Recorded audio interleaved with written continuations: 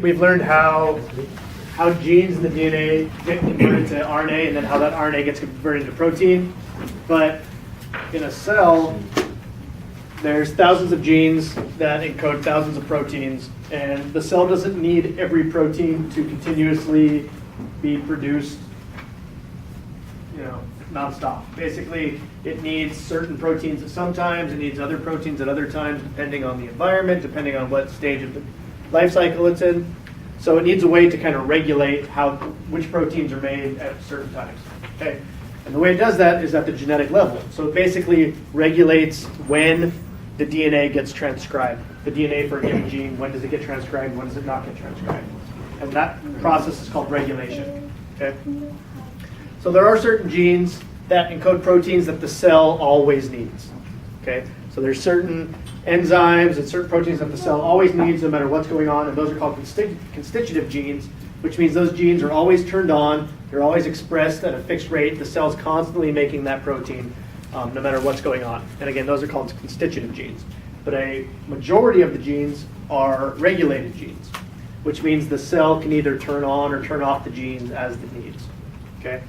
So genes that can be turned off, so there's genes that are usually on, but in certain circumstances can get turned off. Those are called repressible genes. There's other genes that are normally off, but the cell can turn them on in some rare situations, and those are called inducible genes. Okay, so those are the two we'll be looking at, repressible genes and inducible genes. And we'll talk about the specific example of catabolite repression. So here is, getting back to the question we had right before the break, about the gene itself. So here's the actual gene part. So here's where the start codon would be, and here's that part that's upstream of it. So this actually gets converted into mRNA, and here's your start codon would be here, but upstream would be the promoter and the operator. Okay, and we'll talk about what both of those things are. Okay, so here is the process of induction. Okay, so we have induction and repression. Those are the two mechanisms by which a cell might regulate a gene being transcribed. Okay, so induction is, this is a gene that's normally off in the cell, so it's normally not produced, but something happens that the cell decides it needs to start making that protein, so it wants to turn that gene on. So basically what happens is there is a repressor protein, so a protein that basically binds right upstream of the gene, so right before the gene. Okay, so when RNA polymerase binds here, so the promoter is where RNA polymerase binds. So RNA polymerase binds to the promoter, and it's attempting to go here and start to transcribe these genes here, Z, Y, and A. Those are three different genes. But this repressor protein is basically just physically in the way. So it gets in the way of RNA polymerase and prevents these genes from being transcribed. So in a normal state, for an inducible gene, the gene's normally off. That means this repressor protein is normally just bound there, preventing RNA polymerase from transcribing those genes. Okay? But in some cases, something happens where the cell decides it wants to start making genes Z, Y, and A again. And so what happens is there's an inducer. So let's say there's a chemical in the environment that causes the cell to decide it wants to make these genes Z, Y, and A. When that chemical gets in the cell, it can bind the repressor. When it binds the repressor, it changes the shape of the repressor. And now the repressor here, when it's bound to this chemical, can no longer bind to the operator. The fact that it can no longer bind to the operator means that RNA polymerase can now continue with transcription, and those genes get transcribed, meaning the proteins from genes Z, Y, and A can now get produced. Okay, so this is induction. Okay, everybody understand this? So again, it's in normal situation, it's repressed because there's a big protein sitting in the way. When a chemical comes in that tells the cell to start making these proteins, it binds to the repressor falls off the DNA, and now these genes can get transcribed. Okay? So the inducer can be from any source, not just from the upstream from the promoter? The inducer is usually from an outside source. It can be internally from the cell or from an outside source. So let's say, I'm just going to give an example. Okay? Let's say these genes are genes that the cell needs in order to break down glucose. Okay? But the cell doesn't want to waste energy making these genes if there's no glucose around. Okay, it doesn't want to make the proteins that it needs to break down glucose if there is no glucose. It's a waste of the cell's energy. Okay, so it'll basically have a repressor here that prevents these proteins from being made. So let's say all of a sudden it's put into an environment that has glucose. Okay, so now glucose gets into the cell. This would be glucose. Glucose would now bind the repressor, and now these genes that are needed in order to break down glucose start to be made. Okay. Does everybody understand that? Somewhat? And we'll go over the opposite, which would be repression. See if you understand a little bit more. Okay? So repression is the opposite, meaning in a normal state, these genes are constantly being produced, and then something happens in the environment or something happens that tells the cell to stop making those proteins. So again, it's the opposite of induction. Okay? And basically it's the opposite mechanism. So there is a repressor protein that could bind here, but in the normal state, it's inactive. It's not the right shape to bind to the operator. Okay? But again, if there's some kind of chemical in the environment or being made by the cell that tells it to stop making these genes, that chemical will bind the repressor. It'll change the shape of that repressor, and now that repressor can bind to the operator and prevent transcription. Okay, so the exact opposite of induction. Okay, does everybody see the difference between the two? Okay, so in both cases, the important thing is that there's some kind of inducer or repressor chemical that changes the shape of the protein that is causing the induction or the repression. So, yeah, thanks.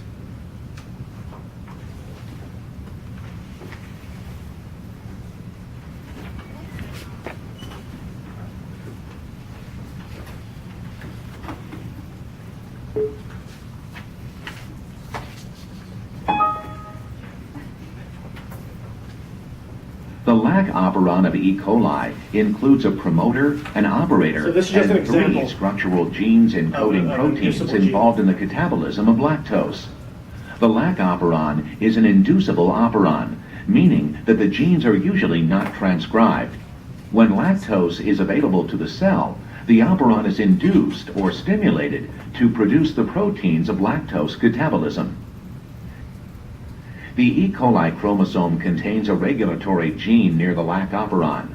This gene is constantly transcribed and translated to produce repressor protein. The repressor protein binds to the operator DNA at the lac operator, physically preventing RNA polymerase from moving beyond the promoter. When a repressor protein is bound, the genes for lactose catabolism cannot be transcribed into mRNA. When lactose is present in the cell, some lactose molecules are converted to allolactose. Allolactose binds to and inactivates the repressor proteins, preventing them from binding to the operator. The structural genes are transcribed, resulting in the production of the enzymes needed to catabolize lactose. Since allolactose induces or stimulates transcription of the lac operon, it is called an inducer. Notice that the inducer acts by turning off the repressor, not by actively stimulating the genes to be transcribed. Okay, so that was very similar to the example I gave with glucose, except with lactose. So now let's look at repressible operons. The TRP operon of E. coli includes a promoter, an operator, and 5 structural genes encoding proteins involved in the biosynthesis of tryptophan. The TRP operon is a repressible operon, meaning that the genes are usually transcribed. When excess tryptophan is available to the cell, the operon is repressed, ending the production of the proteins of tryptophan biosynthesis. The E. coli chromosome contains a regulatory gene near the TRP operon. This gene is constantly transcribed and translated to produce repressor proteins.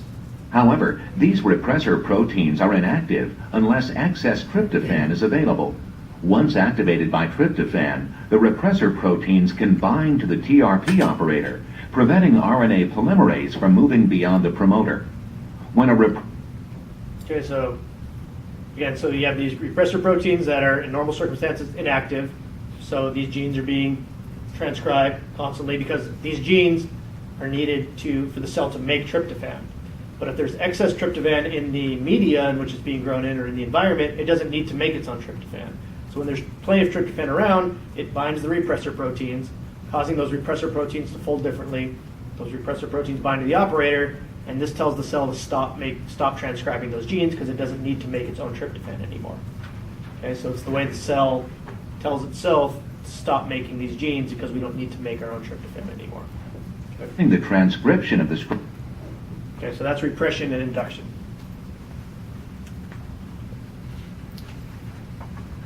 So here's just an example of how this works. I'm not going to go into too much detail, but if you look at, there's any given cell, if you grow it in glucose, it might look like this, lactose looks like this. So in this case, glucose in the media, these cells grow much faster. So it prefers to use glucose as an energy source. But it can use lactose, although not as efficiently. It doesn't grow as fast. Okay? So when there's glucose around, the cell would like to only use glucose until all the glucose is used up, and then it'll switch over and start using lactose. So the way it does that is by turning on or repressing the genes that are responsible for breaking down glucose and lactose. So what it does, so if you put in a media that has both glucose and lactose, is the cells will use all the lactose up and grow very fast until all the glucose is used up. Then there'll be a lag time, and this lag time is when it's switching its genes around. And once it switches genes around, then it can start to use the lactose. But it'll use all the glucose first because that's its preferred source of energy. Okay? And this just shows you basically how it does that, the mechanism for how it does that. When there's glucose around, it turns on a certain set of genes. When there's no glucose but there's lactose, it turns on a different set of genes. And so this whole repressible, inducible thing is constantly going on within the cell, depending on what is in the environment. Okay? Talk a little bit about mutations. So a mutation is just a change in genetic material.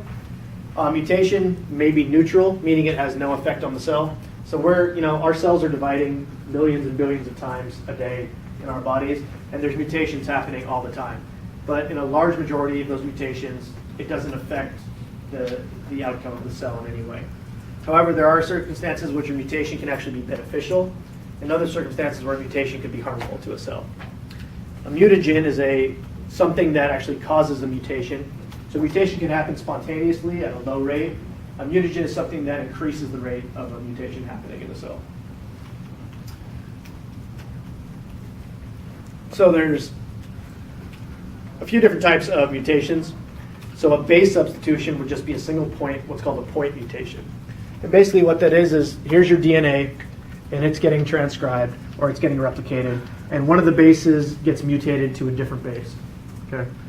So here you have AAAC. It gets mutated to AAAT. Okay, so the C turned to a T. That's just a single base mutation. It's called a single point mutation. Okay. But if you look when this DNA is now being transcribed into RNA, just that single C used to give you a glycine in this position of the protein. Here it now gives you a serine. Okay? So that may or may not significantly impact the functionality of that protein. Okay, if it doesn't impact it at all, it's called a neutral mutation. If it's a harmful change, that's the other types of mutations that we talked about, harmful and beneficial. So a serine there might actually make this protein work better, in which case it would be a beneficial mutation. Okay, this is called a missense mutation because it's just a change in an amino acid. One amino acid that used to be glycine is now changed to serine. Again, that's called missense. And again, this is where the genetic code comes in. So a nonsense mutation is a little bit more serious. That's where, so if you see here, you had TACT, and now you have TACA. So the T got mutated to an A. And what that does is basically where you used to have a lysine as the second amino acid, it got mutated to a stop codon. Okay, so you can see how that's a huge difference. So instead of having in this case, it's a very simplified example, you have 4 amino acids and then a stop codon. Here, you have a mutation that causes the stop codon to happen after a single amino acid. So stop codons are almost always very harmful because they're usually stopping a protein right in the middle before the full protein gets made. Okay, so in that case, this single point mutation can be very harmful. It's called a nonsense mutation because it leads to a stop codon where it shouldn't be. There's also something called a frame shift mutation. So instead of one base just being changed to a different base, what can happen is a single base can accidentally just be left out. So if you see here, you had AAAC. Here you have AA. That third A just got accidentally removed, got taken out. It didn't change to anything. It just got taken out. So everything basically moved down one. Okay? And what happens there is because everything moved down one, all the amino acids after that point have potential to be different from what they're supposed to be. Okay? So again, here you had your 4 amino acid protein that started methionine, lysine, phenylalanine, glycine. Here, because this is where your error happened, the first 2 were the same, but then your error happened here. Instead of AAA, it became AAC because the C moved over one. That became leucine, the next one became alanine, and this could give you a completely different protein than what the cell was expecting to make. Okay? It's called a frame shift mutation. It could be either an insertion or a deletion of a single base. Okay? So, spontaneous mutation, it's about 1 in whatever that is, 100 million replicated base pairs, a billion base pairs, or 1 in a million replicated genes. So it's not very frequent, spontaneous mutation. However, mutagens can increase that to 1 in 1,000 per replicated gene. So very strong mutagens can really increase the rate of mutation. So we have some chemical immunogens. Okay. I'm not going to go over those in too much detail. Radiation, a lot of people know about radiation being a mutagen, like a UV ray from the sun causing mutation. There's ionizing radiation, so X-rays and gamma rays. That's why you wear that like heavy lead thing when you're getting X-rays sometimes, that kind of lead poncho thing. That's to prevent the radiation from getting into your body and causing mutation in your cells.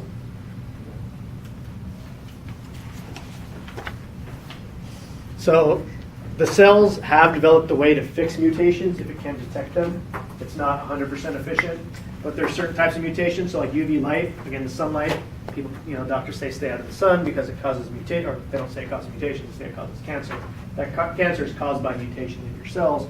And the type of mutations that it typically causes is if there's 2 T's next to each other, it causes those 2 T's to bind to each other and kind of cause this hump in the DNA, which prevents it from being regulated properly. So the cell actually has a mechanism where it can kind of read the DNA and see if any of these have been formed. And if it detects one, it can cut it out and basically repair it. Okay, so certain mutations can be repaired by the cell, but some of them can't.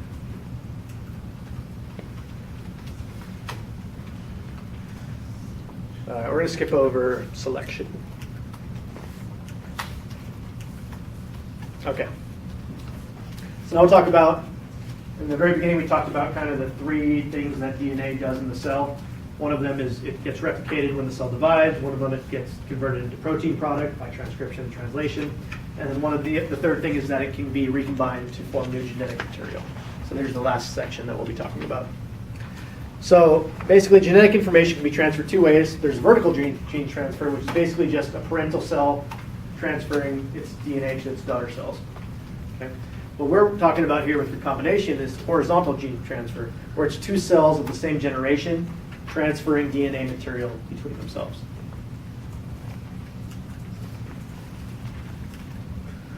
So there's a few ways that this can happen. So basically there can be DNA kind of floating around in the environment that a cell's being grown in. And this DNA can be taken up by the cell. It can recombine with the chromosomal DNA and basically form recombinated DNA, or the DNA, you see it took up a little section of this DNA that was floating around, so it may now be able to produce a protein that it wasn't able to originally. You have the process called recombination, which is 2 cells actually physically swapping genetic material. So that's one way that genetic information can be swapped from one cell to another. And then there's something we've talked about before, which is transduction by bacteriophage, where a virus accidentally takes up some of the host cell DNA, then goes and infects another cell, and transfers the DNA from the first cell to the second cell. Okay, so these are the 3 main ways that genetic information can be transferred from one cell to another cell in the same generation. Okay, so here's, I think second to last slide. This is a very important slide, so I'm going to spend a couple minutes on it. And I want you guys to make sure you understand this, because this is basically the experiment that was done. It's you know what, I probably changed the order around. Yeah. So it's at the, it might not be at the end, it might have been earlier than that. I'll give you guys a minute to find it. Everybody find this slide? Okay. Sorry about that. All right. So this was the experiment where they kind of figured out how, so we posed that question in the beginning, that there's E. coli. E. coli's fine in our intestine. It doesn't cause any harm. It's actually good for us. However, there's this one strain that somehow picked up the ability to make a toxin that makes us very sick. How did that E. coli pick up that genetic information? So there were a bunch of experiments to figure out how does bacteria pick up genetic information from another bacteria to start making different proteins. Okay, so this was one of the experiments they did. So I want you guys to try to follow along with this. So there's bacteria that is lethal to mice. Okay? So you take this bacteria, living bacteria, you put it in a syringe, you inject it into a mouse, the mouse dies. Okay? You then take the dead mouse, you take some cells from the mouse and you grow it on a bacteria plate, and what you see is the bacteria is replicated within the mouse. Okay, so the same bacteria that you injected in the mouse, you can now grow on a plate. Okay, if you harvest it from the dead mouse. Okay, pretty obvious there. Okay, but let's say you take the same bacteria, but you've modified it so it doesn't have this capsule around it. So some bacteria can have capsules or different protective layers around them. So you've taken the same bacteria, it's still living, but you've removed the outer capsule. And that outer capsule really protects the bacteria from the immune system. Okay? So you take this living bacteria without the capsule, you inject it into the mouse. Because it doesn't have that protective layer, the mouse's immune system is able to protect it, and the mouse remains healthy, so it doesn't die. Okay? If you take some cells from this mouse, you may still be able to harvest a few of these modified bacteria, but not as many as you were here, because it's not replicating as fast because it's being removed by the mouse's immune system. Okay? So these are like the two controls, the positive control, kind of the negative control. Okay? Now here are the experimental ones. So let's say you take the encapsulated bacteria, okay? So it's not modified, it's encapsulated, but you've killed the bacteria by treating it with a very high heat. Okay? Then you inject it into the mouse. You've killed the bacteria, so not surprisingly, bacteria doesn't harm the mouse. The mouse lives. You try to colonize bacteria by harvesting cells from the mouse, you don't find any. Makes sense because you've basically killed the bacteria before you've injected it into the mouse, right? So far, this all makes a lot of sense, right? So this last condition is the important one. Okay, so what they did next was they took these heat-killed encapsulated bacteria, okay, and they took these living non-encapsulated bacteria. So by themselves, neither one of them killed the mouse. But if you put them together and then you inject them into the mouse died. And when they harvested the mouse cells and they put it on the plate, they found living encapsulated bacteria. So they injected two different types, and what they got was a combination of the two types. Okay? And so when they did some further studies, what they found was that the encapsulated bacteria had the genes to produce this protective capsule. Okay? These cells did not have those genes, but when you mixed them together, these cells, even though they had been killed, still had that genetic material. It released that genetic material into the environment. These cells took up that genetic material, including the genes that are required to make that protective capsule, and basically you had genetic recombination happening, where now you had this type of bacteria being formed. Okay? Does that make sense?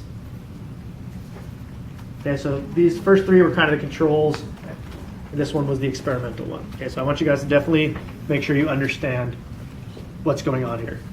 Okay, so again, the genetic information got transferred from one cell to another. The two cells by themselves didn't harm the mouse, but you basically made it, the two combined genetically to make the living encapsulated bacteria. Okay, so you guys can look at this and make sure you understand this. This basically covers the whole concept of recombination and genetic transformation. Okay, so this is pretty self-explanatory. Mutations and recombination, so they provide diversity. They are what really drive natural selection. So without mutations, most people think mutations are always harmful, but without mutation, we'd never have natural selection. We'd never be able to acquire new traits as a species. And again, that's why the whole concept of the survival of the fittest, it's really these mutations happen over and over and over many generations, and it constantly improves any one given species to better adapt to their environment. Okay, so I know I took out some of the slides that you guys had, but we'll cut it off there. And again, so this answers your question. So E. coli, how did it get that Shiga toxin? Well, it was somewhere in the same environment with the Shigella bacteria. It absorbed the genetic material in one of those three ways that we talked about, either by bacteriophage, viral transduction, or by horizontal gene transfer, or all these other ways. And this E. coli gene now is able to produce Shigella toxin. All right, any questions?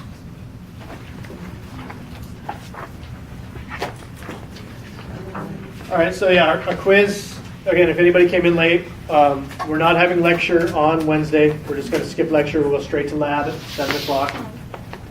So the quiz on Monday will just cover today's lecture. In lab today, we are going to get results from the 2 experiments you did last Wednesday.